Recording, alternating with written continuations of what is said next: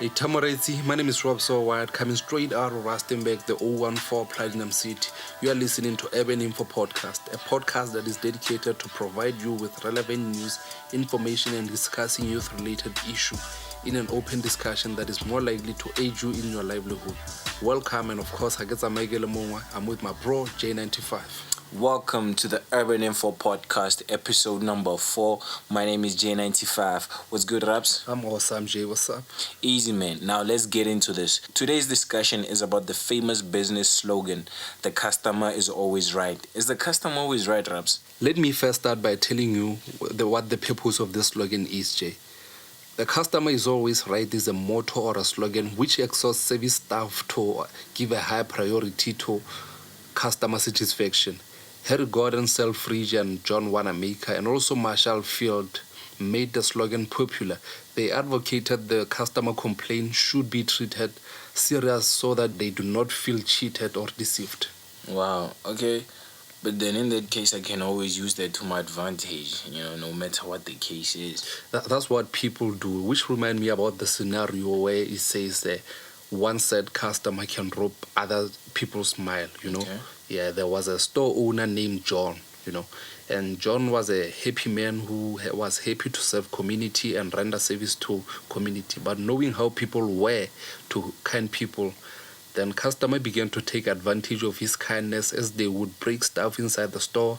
And as polite as he was, he would leave customer to just walk without taking responsibility for their action. I am right, of course. Yeah, some members of the community would just visit and to take their stuff for free as they feel comfortable in sharing their problem and never pay. So he ran out of business every month when he calculates stock and turned out that he made a loss out of whatever he was selling. Then John decided to become a bitter man who started to not smile because he thought it was the only way in order for him to run his business and make a profitable business. So he started to not smile, and he lost a lot of customers as a lot of customers were running because of his bad service and his thing of not smiling to people. Hence, we call it the one-said customer can rob other people's your smile, because there are a lot of customers that were started to running away from the store, no longer buying because of John not smiling. So what is there that John should do to be a profitable businessman? Because if he believe in customer is always right, he make loss. And also if he believe that customer is not right, he still make a loss. Man, even to this day and age, people still, use that slogan. Businesses still use that slogan, the customer is always right. It's practiced so much and everywhere. I remember a time when I used to work at McDonald's, I used to work the window. And every Saturday morning, wee hours, 3 a.m., people are coming from Coconut, drunk as F and high as F. Yeah. And they be so rude, man, you try and keep a smile, but I never really lost my head. Yeah, they expect you to smile because customer is always right. You can take whatever they bring to you. And it seems like there's more that people need to learn about what this slogan really means and the whole idea behind it, because people come through to the window and they'd order something, it's a drive-through, there's an order window and there's a pickup window. They order something, they get to the window, I give them their order. Okay, cool.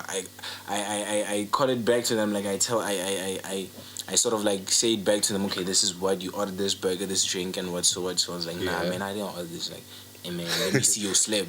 It's like, but it says this is. And what at that moment, you can't say you are lying because it's a customer. It's a customer. Can't see. I represent the company. That I work for. So if I say he's lying, what am I saying about the company? So then I was like, hey man, but this is what you ordered. It's like, nah, man, I didn't order this. You have to call the manager, and becomes a whole debacle, man. Whereby shucks. I think that's a problem we are facing as a people, man. Yeah. We're taking advantage of a lot of situations that come into us because imagine in that situation, you can be like John here, because Yeah. you believe if I treat these people certain way, maybe if I can change my attitude, that's when they start taking me serious. But at the end of the day, you'll meet a lovely and bubbly customer who's coming to you with a big smile. Yeah. And because of the previous customer who made you sad and complaining about your service, which was a good service to you, and he end up complaining, and you meet a better customer who expect that perfect smile from you, and then you start to be sour to you, and like, then with a frown face, and then how will that be to that customer? I think we have to find a balance. We have to find a way to balance those kind of things, because that's why I believe we in this slogan always treat the new customer with a big smile. With a big smile. But it's hard, man, because we human beings too, we have problems. You come to work hoping that you'll work perfectly, and you find a rude customer complaining about your everything. That's a lot, man. I mean, I understand John's situation. People always take advantage of kind people, and John was a kind, store owner. And then he tried not to be kind, and still he got the same results of his business, rendering his services out to the community and stuff. And that's how it always is when you're gullible, that's where people like to attach themselves to you, because they know, if I have a problem, I know he's gonna listen. He's gonna John listen, and he's John gonna is keep such a you nice free. guy. I'm gonna take one too, so and then he won't have a problem with it. And then and then John decides, like, you know what, I'm fed up. Everybody has limits. Everybody has limits. J. Cole said everybody's a killer. All you gotta do is push them to the limits. So John reached his limits and was like, yes, no more Mr. Nice Guy. I'm gonna be a bitter sour. Let me give them what they want. Bitter sour store problem owner. is, I'm gonna spit in their face if they give me shit, because that's what they want. That's what they asked for. So let me give them what they want. They've been rude. They've never been appreciative of my kindness. But the problem that John is facing is to fail to know that not everyone is like that. And how will you know? Because it's not like I'll come to you written that I'm the cool one, and you start treating me with kindness, and then I take advantage of that kindness. Not every customer is the same. I've been in this situation, where you get to the shop, especially these tuck shops, and the store owner's like pissed F.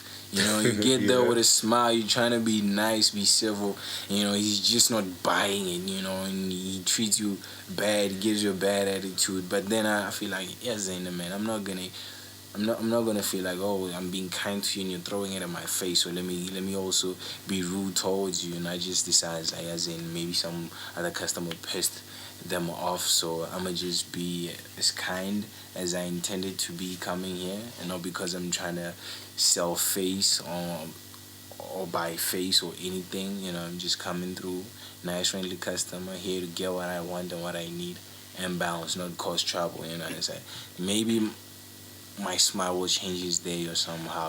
Because that's what we need, man. There was that one customer who was nice and friendly, who didn't come here with BS. But you know what they say, man? It takes 10 years in order to rectify one no. So how do you deal with that kind of situation? Because one happy customer is not enough compared to 9 unhappy customer. They already broke your day, so it will take only 10 years in order to rectify that one no of a rude customer.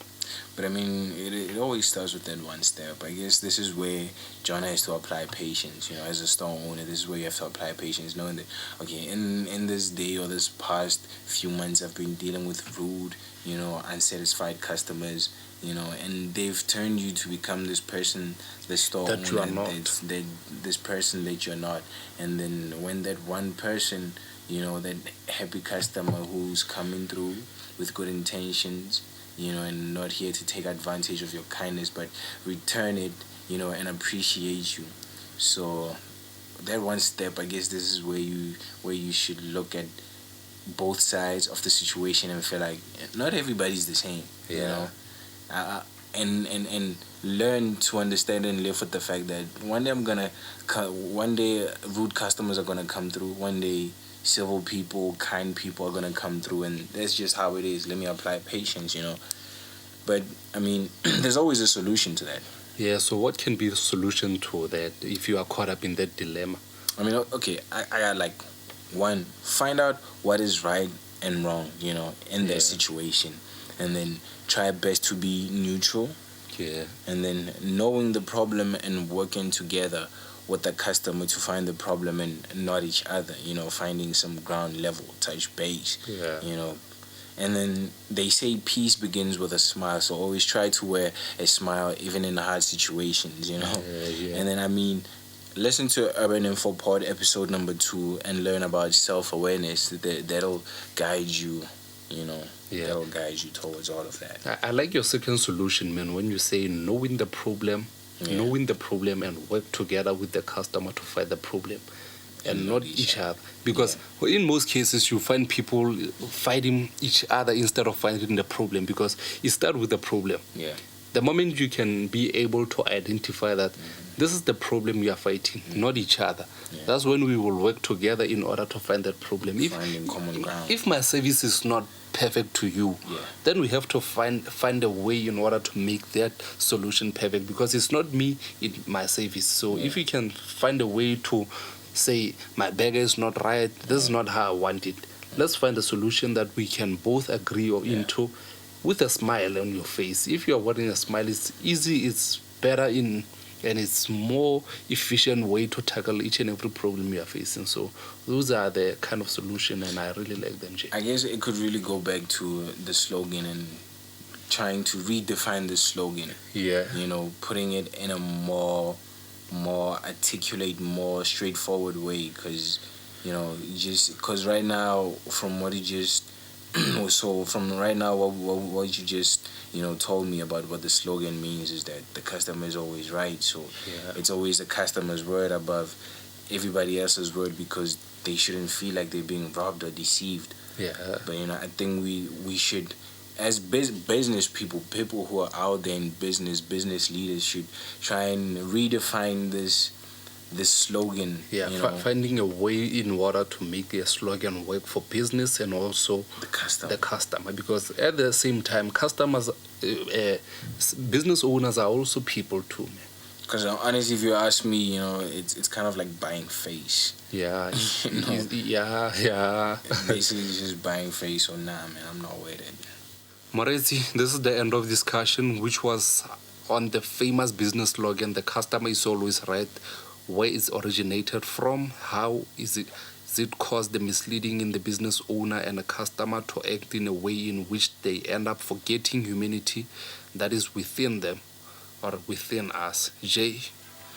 Okay, now that is the end of the episode. Shout out to everyone supporting Urban Info Pod. Be sure to subscribe to our YouTube channel. Hit that notification button and follow us on Instagram at UrbanInfoPod _ Twitter at Urban Info Pod. Stream the podcast on Spotify and Anchor. We are also on SoundCloud as Urban Info Pod. Hey man, let me leave you with a young, powerful business quote by famous businessman Billy Gates. Billy Gates says, "Your most unhappy customers are your greatest source of learning." And on that note, my name is J95 and I'm with Raps Worldwide. Peace out and carpe diem.